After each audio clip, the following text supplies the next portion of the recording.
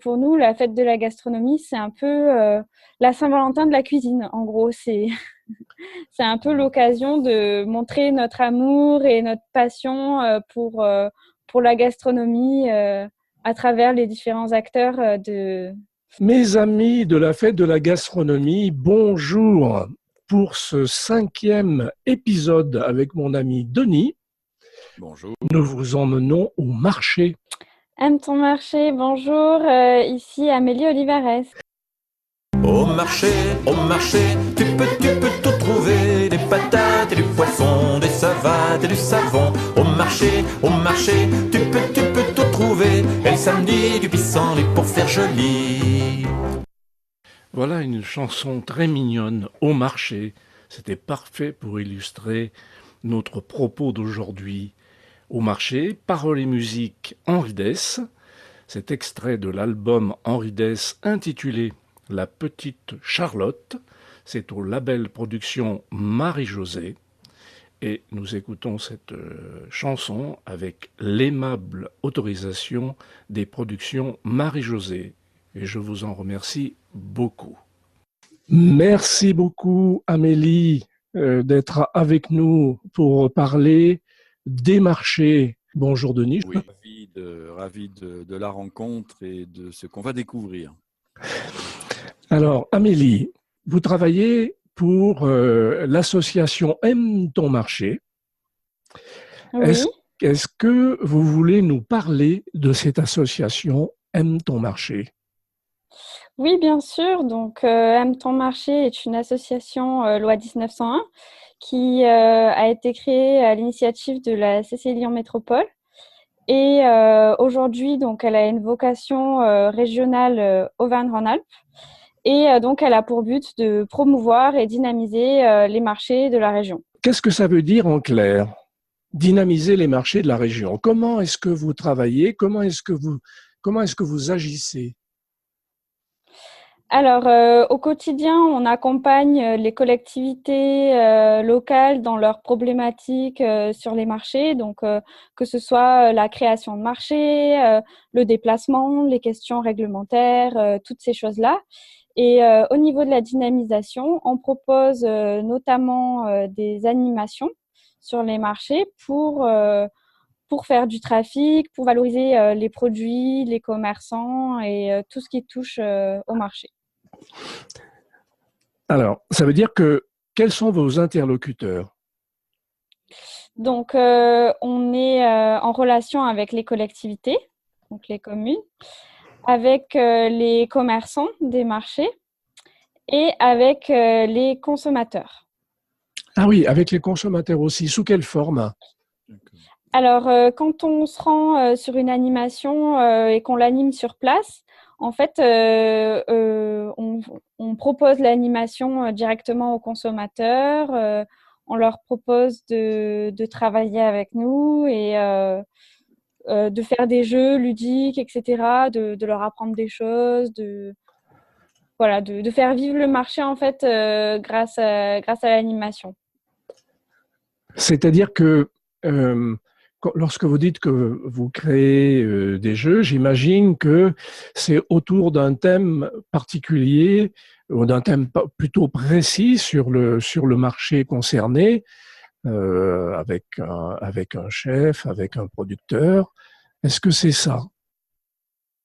Oui, oui, bien sûr. Donc, en fait, on a une thématique par mois qu'on propose, donc qui s'inscrit notamment dans des fêtes annuelles, comme par exemple ce mois-ci, c'était autour de la Saint-Valentin.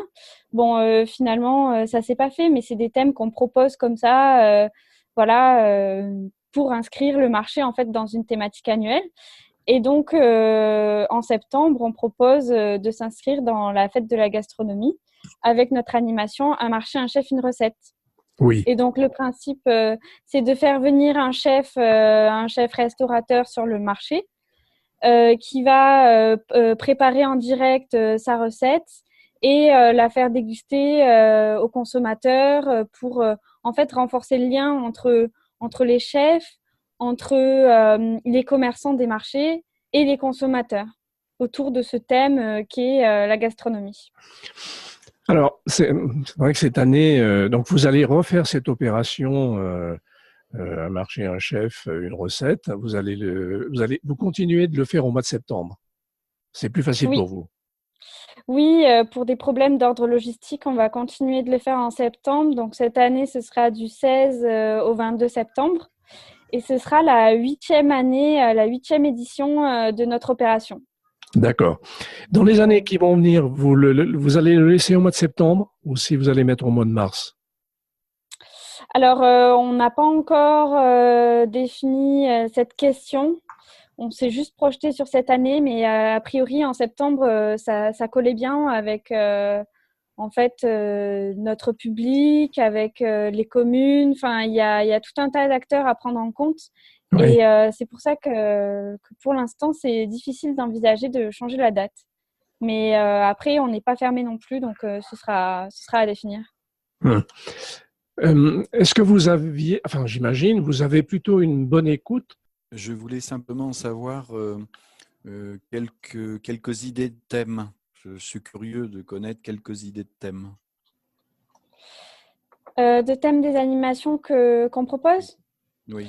Donc, par exemple, là, pour ce mois-ci, c'était autour de la Saint-Valentin. Et du coup, l'idée, c'était de mettre en avant les fleuristes et les chocolatiers, enfin pâtissiers chocolatiers sur les marchés pour cette thématique-là. Donc, voilà, c'est toujours notre but, c'est de mettre en avant la totalité du marché et les commerçants. Et du coup, on essaie de l'adapter en fonction des thématiques. Et c'est marrant à dire, mais pour nous, la fête de la gastronomie, c'est un peu la Saint-Valentin de la cuisine. En gros, c'est un peu l'occasion de montrer notre amour et notre passion pour la gastronomie à travers les différents acteurs de la cuisine. Et voilà. Ah, c'est gentil là, ce que vous avez dit comme formule. Elle est mignonne. Hein, Beau. Je dis c'est beau, effectivement, et c'est agréable d'entendre cela parce que c'est vrai qu'il y a un engouement et une passion qui, effectivement, oui, est bien de l'ordre de l'amour. C'est pas seulement on fait des rencontres et tout, il y a vraiment une passion partagée. Ça, c'est clair. C'est agréable à entendre. En préparant un peu ce podcast hier, on a un peu discuté de ça avec Amélie. C'était ce phénomène de passion qui, en général, anime toutes ces personnes qui travaillent avec leurs mains, mais pas seulement avec leurs mains, parce que la main obéit au cerveau. Donc, ça veut dire qu'il faut quand même avoir réfléchi avant à ce que l'on fait. Et alors, les animations, Amélie, vous en faites, vous me dites régulièrement, annuellement, mais est-ce que vous en faites chaque mois ou alors pour la Saint-Valentin, pour d'autres occasions, mais est-ce que vous en faites régulièrement? Alors en fait, on n'en fait pas chaque mois, mais on en propose chaque mois. Et après, c'est aux collectivités donc, qui sont nos clients partenaires en fait, qui choisissent de faire cette animation ou pas. Donc on leur laisse le choix en fait. On essaie de s'adapter à des thématiques, à leurs besoins, à tout un tas de choses. Et du coup, pour l'instant, on a plusieurs temps forts. Et le prochain, ce sera en mai autour d'une animation qui est les brochettes du marché. Qui sera une animation régionale qui sera faite pour la première fois avec notre partenaire, le primeur de Mes Envies. Et le but, ce sera de… Pardon, Amélie, le primeur de Mes Envies. Oui, voilà. C'est Oui. Ça confirme bien qu'il y avait une vraie relation amoureuse dans l'animation, dans la gastronomie. Hein. C'est extraordinaire. Ah ouais, c'est fabuleux, ça. Le primeur de Mes Envies. Waouh. Ces brochettes du marché avec le primeur de Mes Envies, vous connaissez le contenu de cette animation? Qu'est-ce qu'il va faire? Des brochettes de légumes? Qu'est-ce qu'il va faire? Vous savez? Alors là, ce sera nous qui animerons l'opération, voilà, avec des diététiciennes. Il n'y aura pas de chef, mais on proposera des brochettes sucrées ou salées ou sucrées-salées. Donc ça, ce sera à définir, mais des brochettes un peu inattendues avec des mélanges de saveurs, des choses comme ça, en dégustation aux consommateurs. Ah, Voilà, avec des petites fiches recettes pour qu'ils puissent la reproduire chez eux. On essaiera de prendre des produits, bien évidemment de saison, mais aussi du marché pour pousser les consommateurs à après, grâce à la fiche recette, faire leurs courses sur le marché et les reproduire à la maison.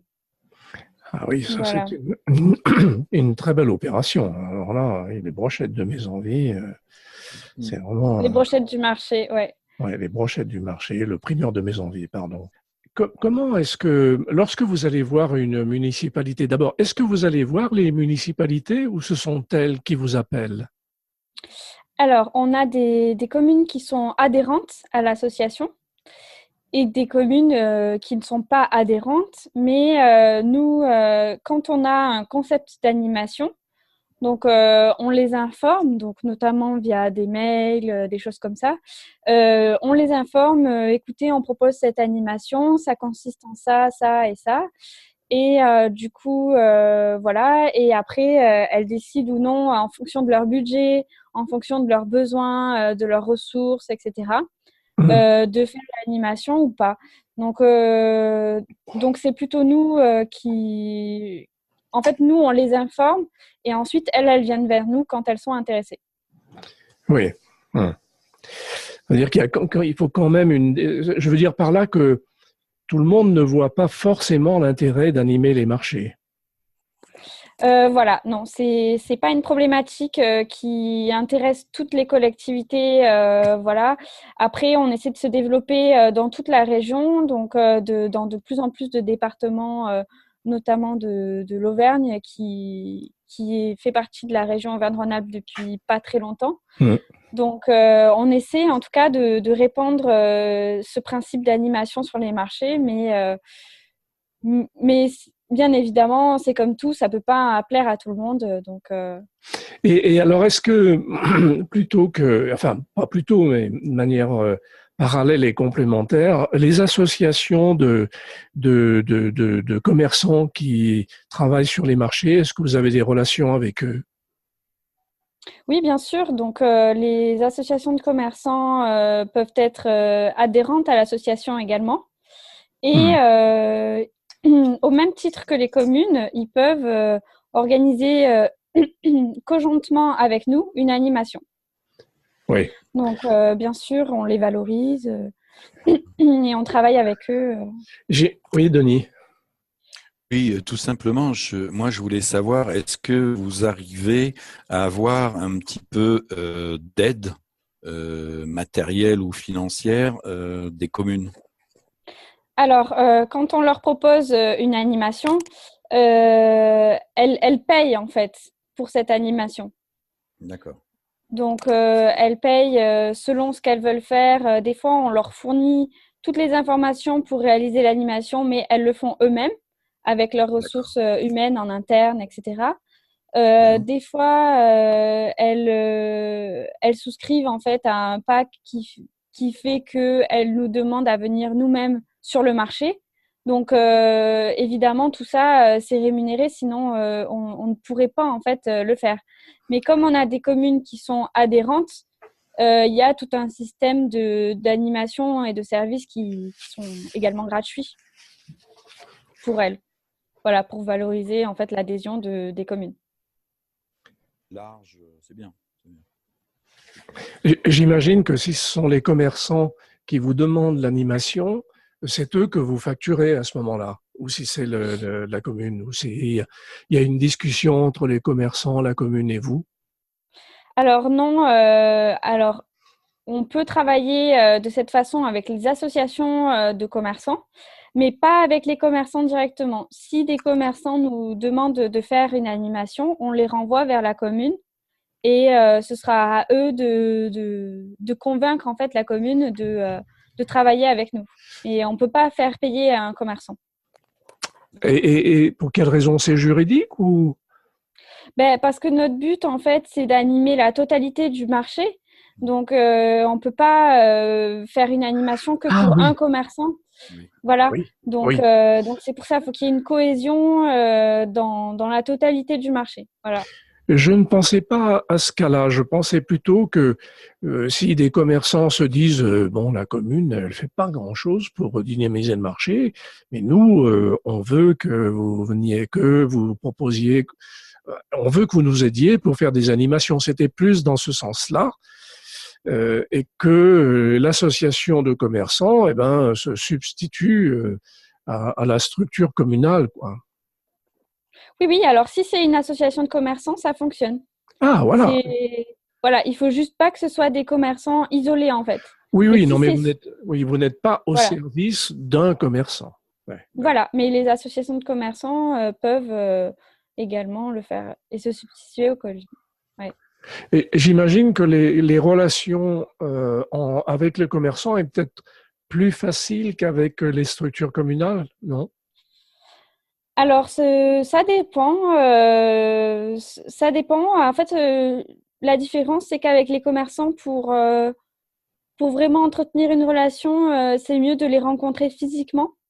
Le courant passe mieux. C'est des personnes qui sont plus dans la rencontre physique. Hmm. Voilà, en tout cas, la plupart du temps. Et par exemple, lors de nos animations, on va les rencontrer quand on est présent,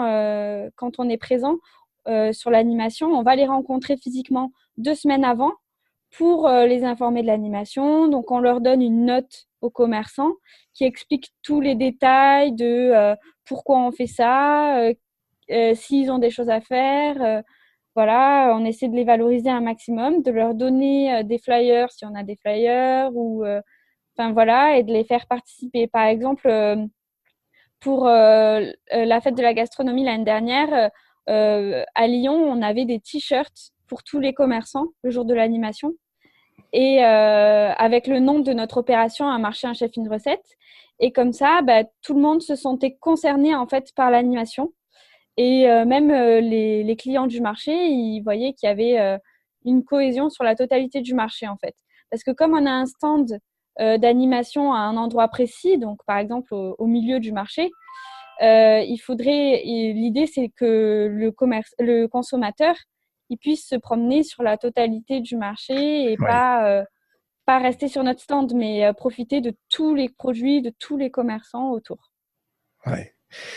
Alors, pour en venir au consommateur, est-ce que le consommateur réalise ou sait ou comprend que vous êtes une association et que vous aidez à la fois les commerçants et les structures communales, évidemment, à animer les marchés? Parce que ça m'amène à dire que peut-être les commerçants pourraient aussi venir vous voir en disant écoutez, on aimerait bien, il n'existe rien sur tel marché, mais j'ai vu que vous faisiez des choses sur un autre marché, ça serait bien que vous veniez faire quelque chose sur ce marché-là où il n'y a rien. Est-ce que c'est un cas qui se produit parfois ou pas? C'est-à-dire que les consommateurs mettent un peu de pression pour qu'il y ait, sur des marchés qui vivotent un petit peu, pour dire il faut venir faire quelque chose là, quoi. Alors oui, les consommateurs, en fait, ils ont toujours leur marché de proximité. Ouais. Et quand on les rencontre sur d'autres marchés, ils disent ah ben moi mon marché habituel c'est celui de tel endroit.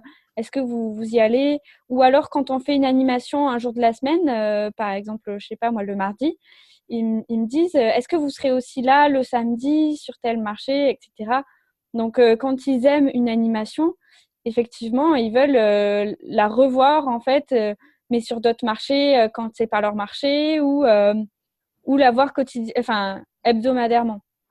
Ça veut dire que il y a un vrai dialogue sur toutes les, j'allais dire, les couches de population, que ce soit à la fois les commerçants, que ce soit les consommateurs et que ce soit les structures, quoi. Il y a un vrai dialogue avec vous.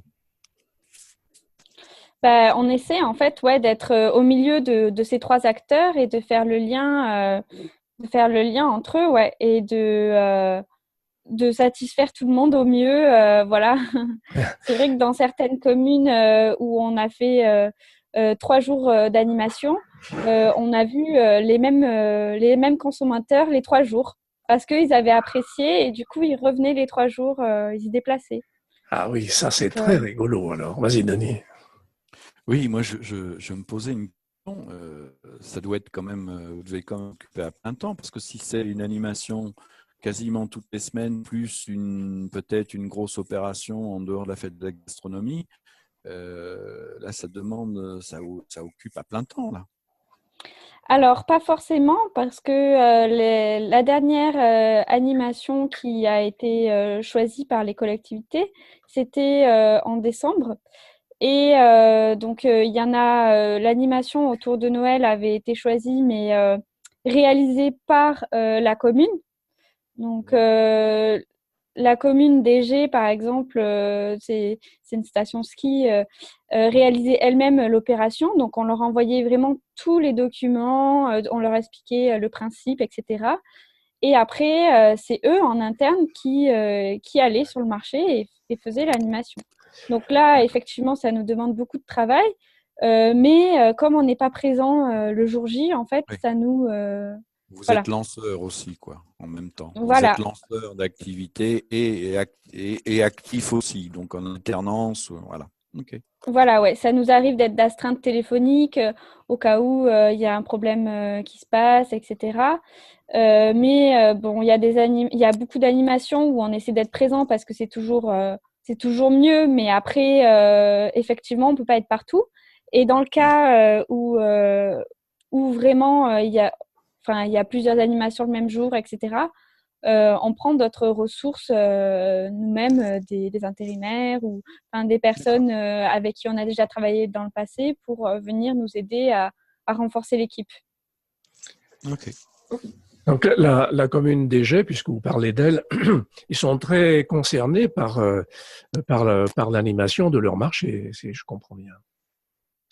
Alors oui, chaque année, ils nous prennent une animation pour Noël, pour animer leur marché. Donc là, la clientèle, c'est plutôt une clientèle touristique.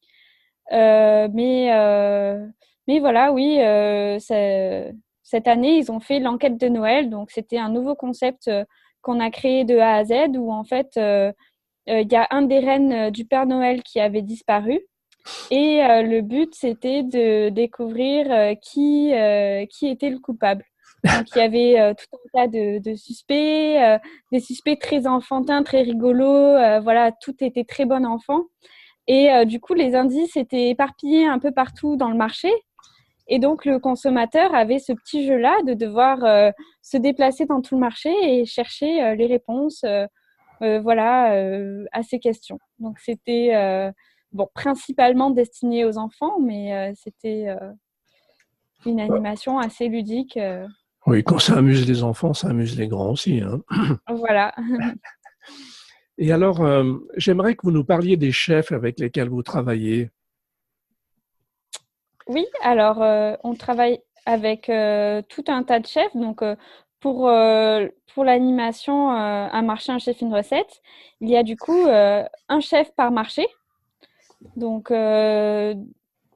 voilà. Et sur Lyon, la spécificité, c'est que on fait des battles de chefs. Donc, il y a différents chefs, 2 chefs qui s'affrontent sur le marché. Alors, Voilà. pardon, Amélie, pour nos auditeurs, à moins qu'ils ne le sachent, un battle, c'est un défi, hein. Voilà, c'est un défi. Et en gros, il y a 2 chefs qui proposent une recette différente et les consommateurs, en goûtant la recette, devaient voter pour la recette qu'ils avaient préférée. Ah, Voilà. oui. Et cette année, par exemple, il y aura 2 battles. Le premier, ce seront 2 chefs qui se rencontreront. Et le deuxième, c'est le gagnant du premier battle qui affrontera le vainqueur de l'édition de 2018. Mmh, mmh. Voilà. remise en jeu de son titre. Voilà.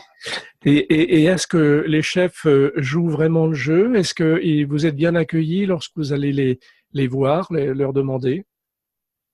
Oui, la plupart sont vraiment très agréables. Il y a beaucoup de chefs qui participent. Il y en a beaucoup qui continuent l'année suivante et qui réitèrent leur participation à l'opération. Donc, ça prouve bien que c'est quelque chose qu'ils aiment, voilà, c'est des gens qui sont passionnés et qui aiment montrer leur cuisine.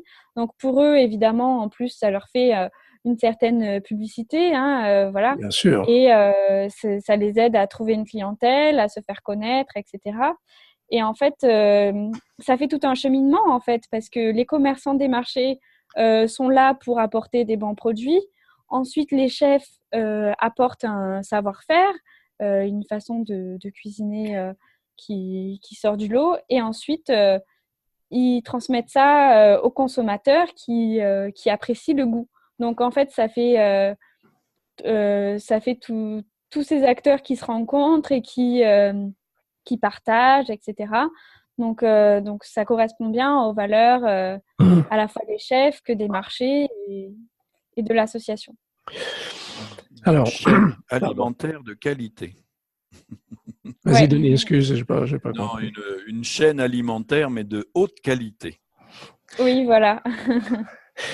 Et alors, j'imagine les relations entre les chefs et les producteurs, les gens qui font des légumes, ça se passe plutôt bien et que les chefs travaillent volontiers avec les producteurs et mettent en avant leurs produits sans difficulté.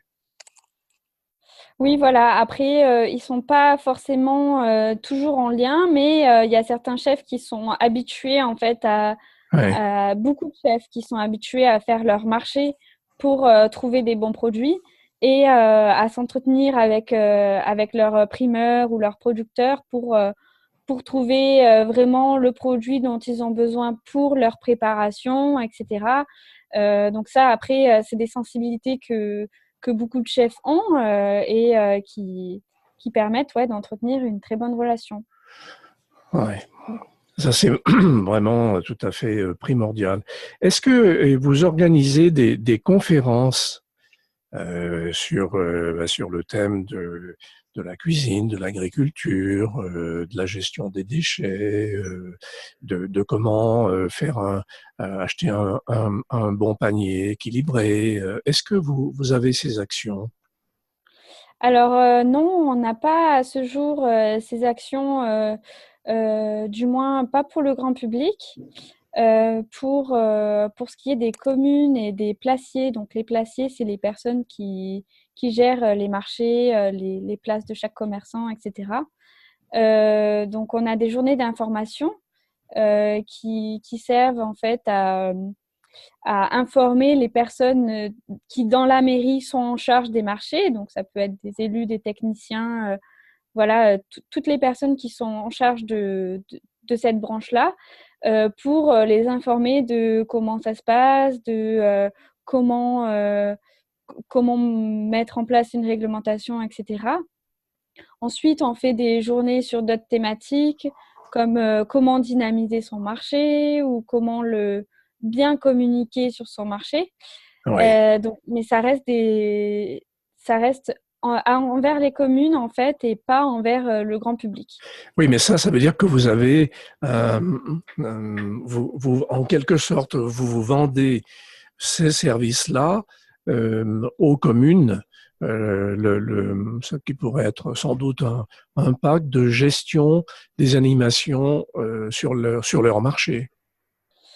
Oui, c'est à peu près ça. Alors, il y a tout un tas de services qui sont gratuits pour les communes qui sont adhérentes. Et ensuite, selon les services, les communes non adhérentes doivent s'inscrire pour participer, par exemple, à une journée d'information. Alors, Voilà. une question qui me brûle la langue.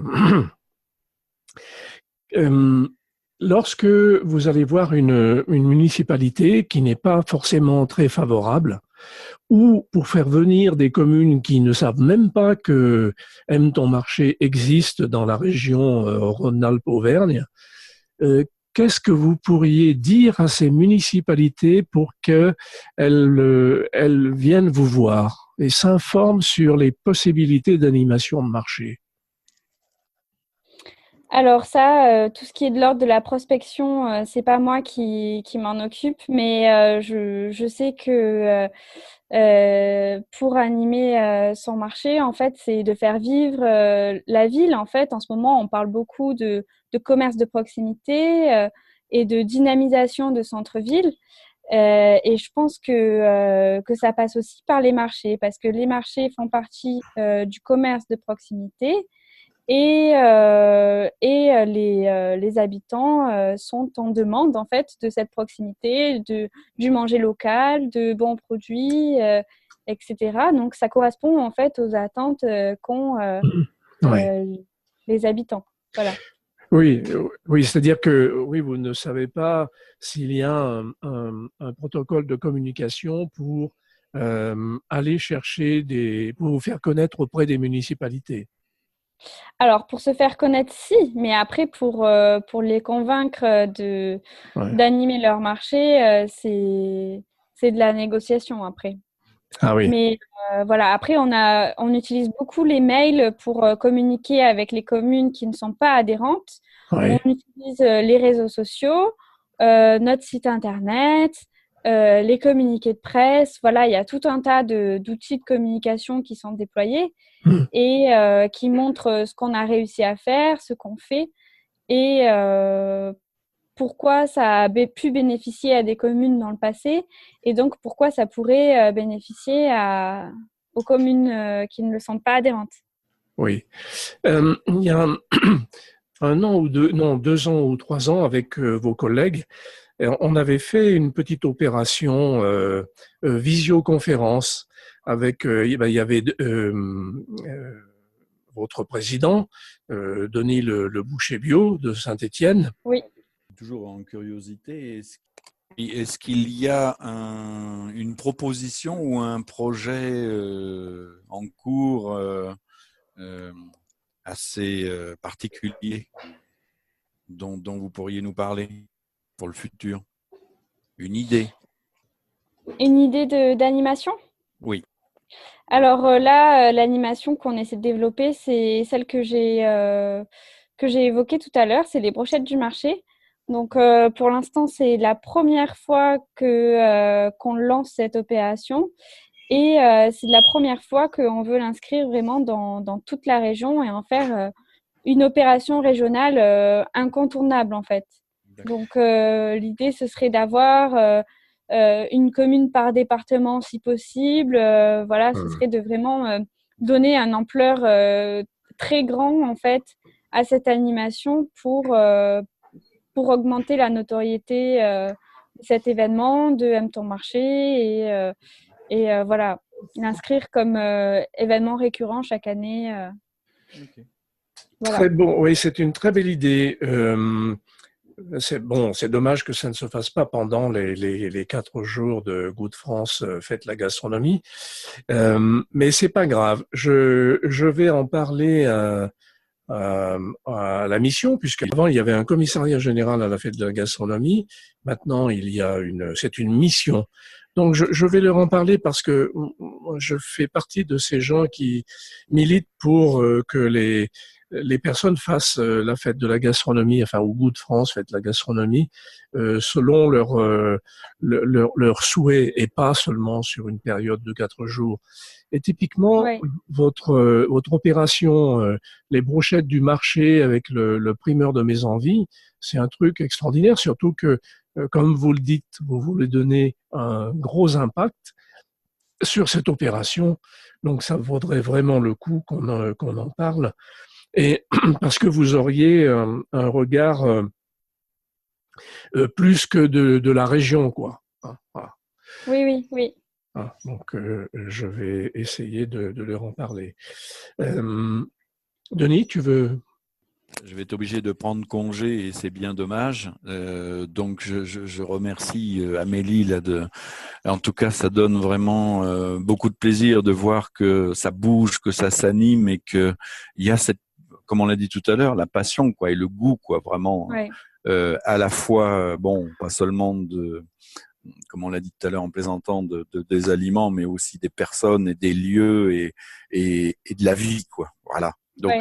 je remercie vraiment beaucoup parce que ça fait du bien. Ça donne un bain de fraîcheur bien avant le printemps et bien avant l'automne. Merci à vous en tout cas Et, de au votre plaisir. présence. Et au Ne Au plaisir. partez pas, plaisir. Amélie, j'ai encore quelques Voilà. questions à vous poser. Salut Denis, à bientôt. Salut. Salut. Bye bye. Oui, on n'a pas eu le temps. J'aurais voulu que Denis intervienne sur. Denis est photographe aussi. Bon, il est écrivain, il est photographe. Et est-ce que vous organisez, bon, en dehors de tout ce que vous nous avez dit, est-ce que par exemple vous organisez des concours de photos Alors, sur les marchés? on a organisé un concours photo en mai 2018, en mai dernier, qui s'appelait le Market Selfie.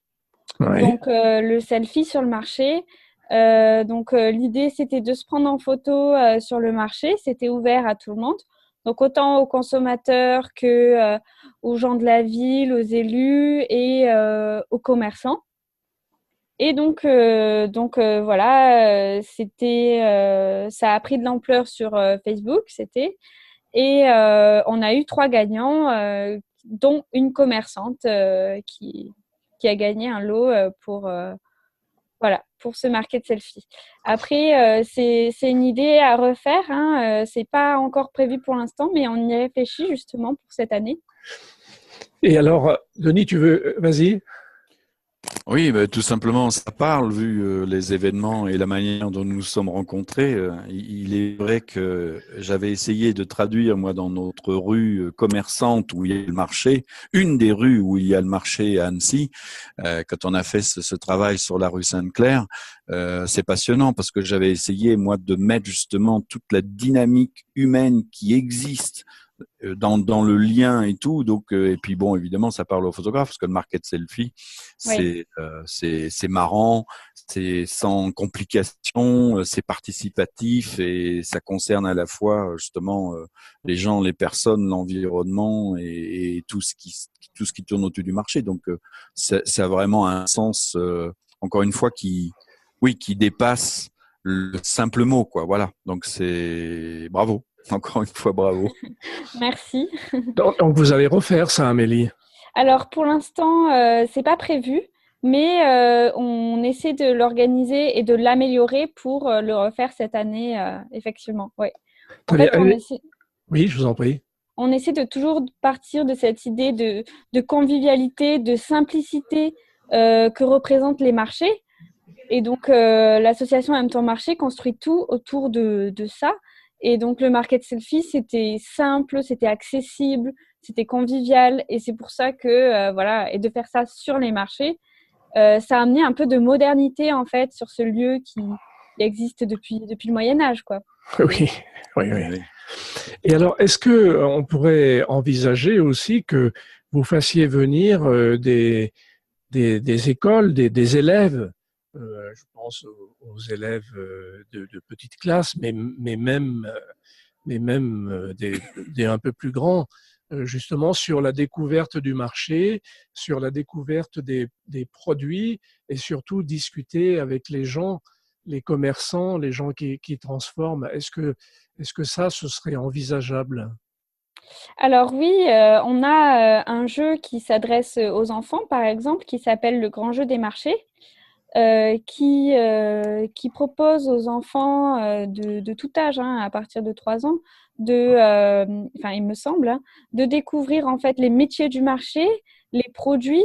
Et donc, c'est toujours dans une ambiance très ludique. Par exemple, ils peuvent goûter à l'aveugle un fruit ou un légume et devoir deviner ce que c'est. Et nous dire si c'est plutôt amer, plutôt acide, plutôt sucré.